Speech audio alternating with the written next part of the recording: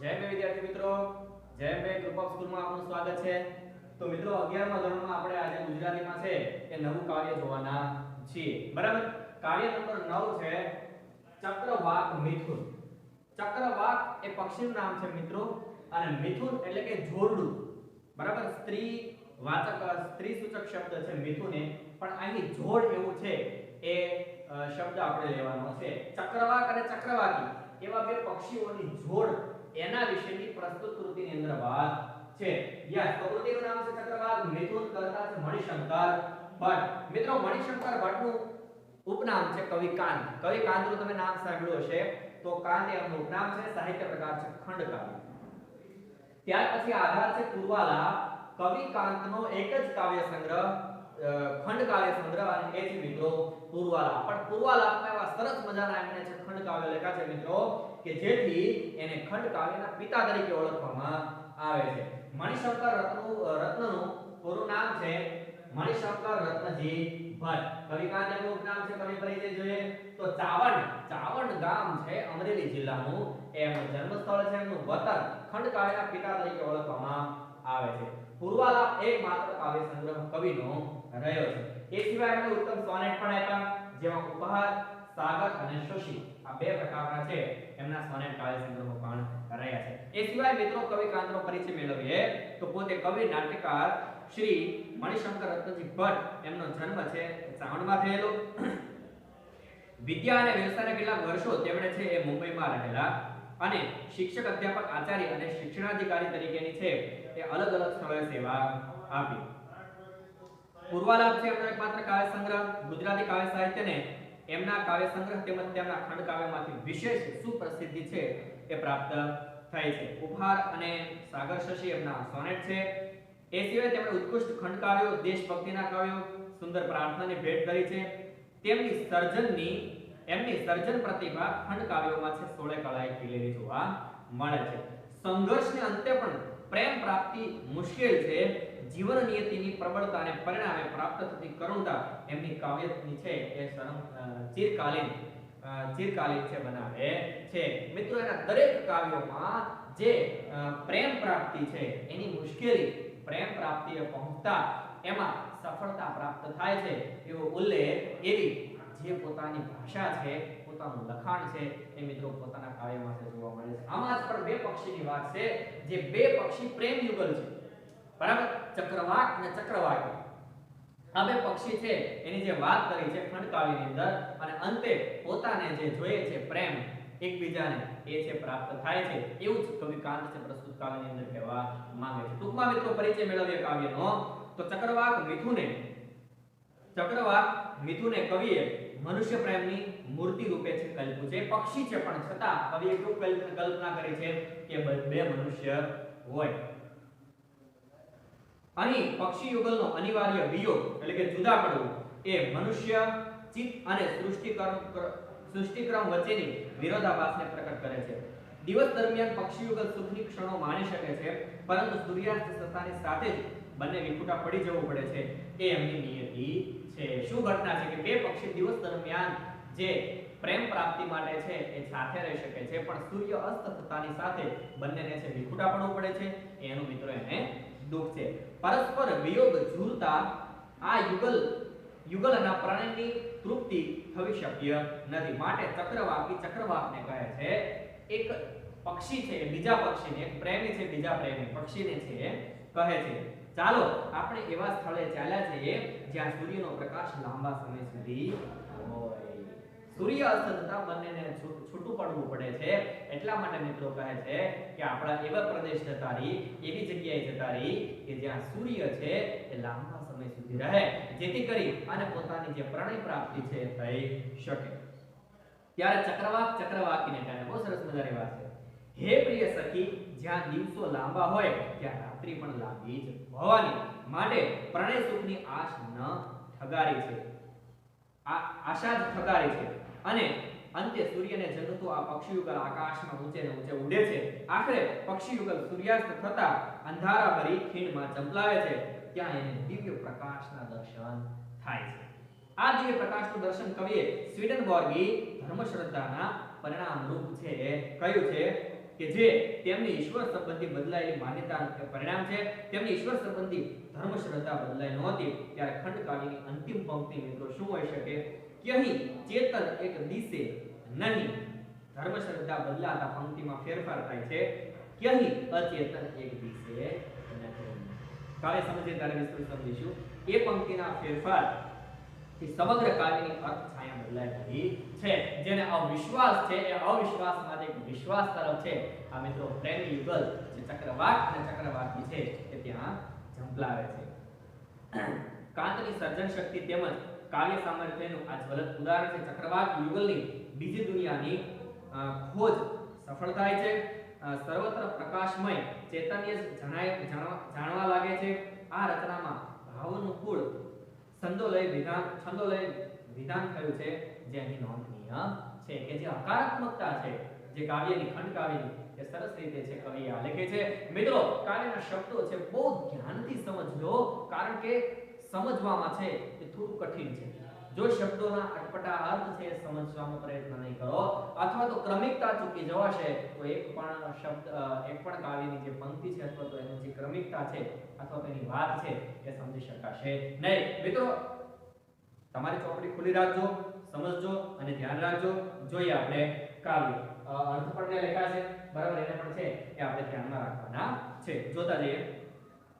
પ્રસરી રહી ચોપાસ શાખાઓ શૈલરાજની ન જણાય જશે કેવી સંધ્યા એ મધ્ય આજની. પ્રસરી એટલે વિસ્તરી, ચોપાસ એટલે ચારે બાજુ, શૈલરાજ એટલે પર્વતરાજ, સંધ્યા એટલે સાંજ, મધ્ય આજની. શું કીધું છે કે ચારે બાજુ પ્રસરી રહી છે સાંજનો પર્વતરાજ.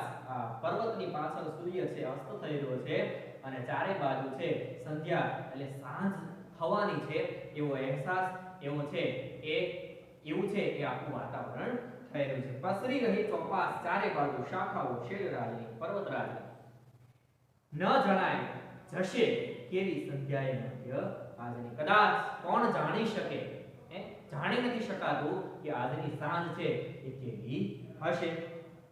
સરિતા જો એનું વર્ણન કરે છે. સરિતાના જલ કૃષ્ણ જરા થયા. કેવા કેવા ફેરફારો થયા તો કે સરિતા એટલે નદીના, જળ એટલે પાણી, કૃષ્ણ એટલે શ્યામ કાળા જરા થયા થોડા બરાબર. નદીઓના પાણી છે શ્યામ, સરિતાના પાણી છે શ્યામ થયા. કિરણ સૂર્ય તારા શિખરે ગયા. સૂર્યના કિરણો ક્યાં ગયા? શિખર એટલે પર્વતની પાછળ.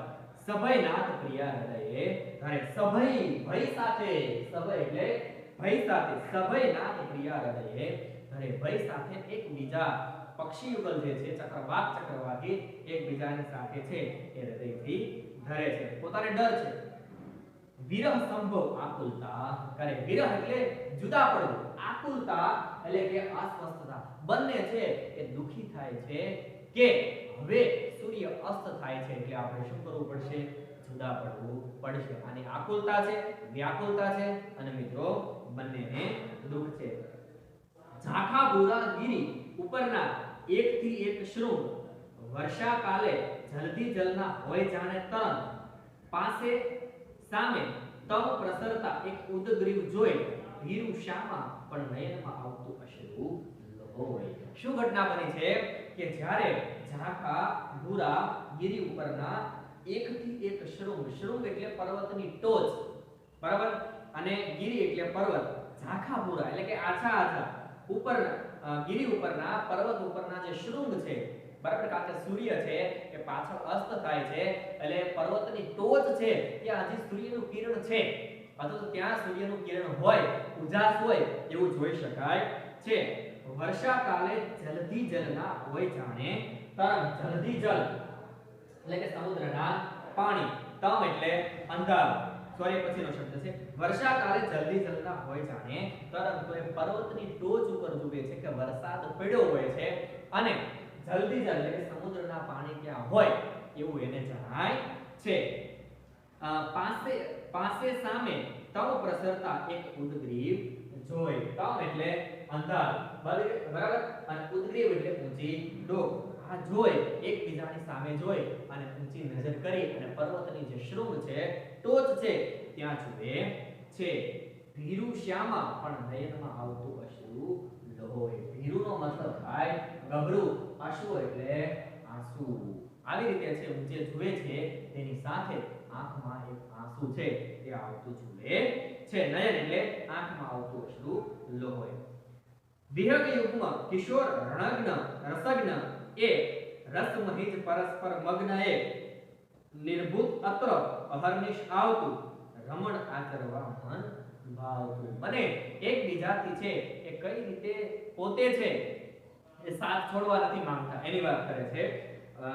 વિહગ યુગમાં, વિહગ એટલે પક્ષી, યુગમાં એટલે જોડ. પક્ષીઓની જે જોડું છે, પક્ષીઓની જે જોડ છે યુગલ, કિશોર રસજ્ઞ એ રસજ્ઞનો મતલબ થાય રસને ઝારણા.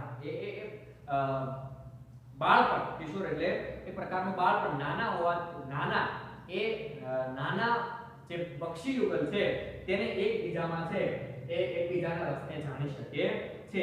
રસમહિજ પરસ્પર મગ્ન એ બરાબર મગ્ન એટલે તલ્લીન બરાબર રસમહિ રસથી જ બંને એકબીજાથી છે એ તલ્લીન છે. નિર્ભૂત અત્ર અહર્નિશ આવતું. નિર્ભૂત એટલે નિર્ભય, અહર્નિશ એટલે રાત દિવસ. યાદ રાખજો મિત્રો, નિર્ભૂત અત્ર એટલે કે અહીં, અહર્નિશ આવતું. અહીં તો શું છે? રાત અને દિવસ આવ્યા જ કરે છે.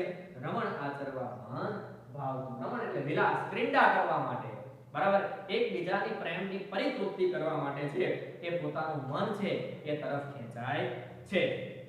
ઊંચે બેસી રવિ ઉદયને જે સાથે વિલોકે ઘેલા જેવા ક્ષણ સ્મૃતિ થતા જે દિશે હર્ષ શોકે ઘાટા પીના વિટપ પર એ ત્યાં નિહાળે સુવર્ણ મણક્યોથી ગ્રંથિત સરખા રમે જ્યાં થયા પર્ણ. જે શૃંગ છે પર્વતની ટોચ છે ત્યાં શું બતાય છે એ ત્યાં જાય છે. ઊંચે બેસી રવિ ઉદયને જે વિલોકે, બરાબર એટલે જોવે, બરાબર ઊંચે ચડી રવિ એટલે સૂર્ય, વિટપ એટલે ડાળી અને વિલોકે એટલે જુએ.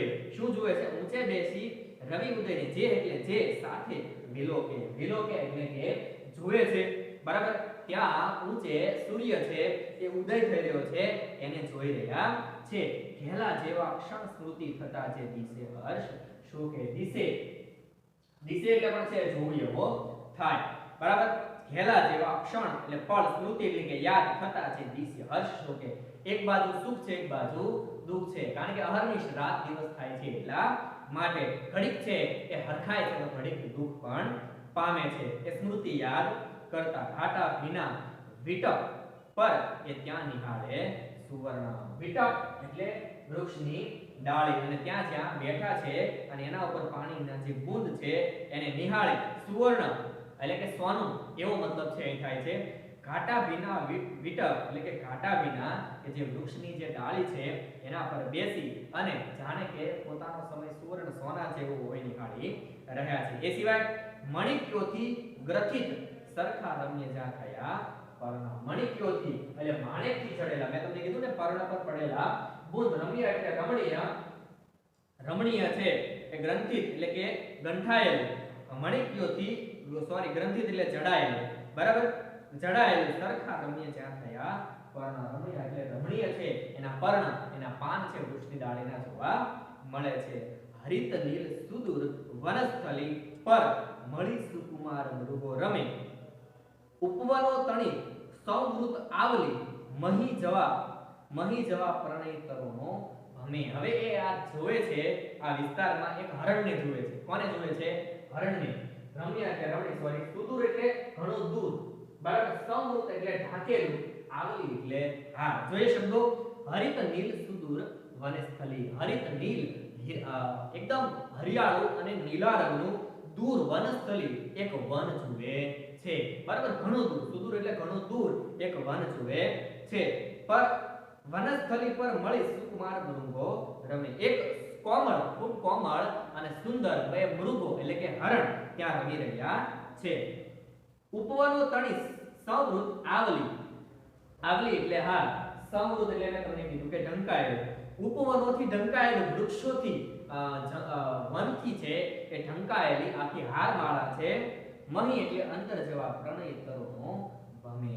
અને આ પ્રણય, આ પ્રેમી યુગલો છે એ જે વૃક્ષોની હારમાળા છે ઢંકાયેલું છે તેમાં અંદર જવા છે એ આ તરુણો છે એ વહી રહ્યા છે, ભમી રહ્યા છે, અહીંથી તહીં છે જઈ રહ્યા છે. તો મિત્રો આ રીતે આ કાવ્યની આટલી પંક્તિની સમસ્યા આપણે ત્યારે પ્રાપ્ત કરવાના છીએ. બરાબર, તમે પણ મિત્રો સમજવાનો પ્રયત્ન કરજો. ન સમજાય તો ફરી છે એ વિડિયો જોઈ અને ફરી છે સમજવાનો પ્રયત્ન કરજો. આવતા વિડિયોમાં જ્યારે મળીશું ત્યારે નવા વિડિયો સાથે અહીંથી આગળ છે જોવાના છીએ. ત્યાં સુધી મિત્રો નમસ્કાર, જય હિન્દ.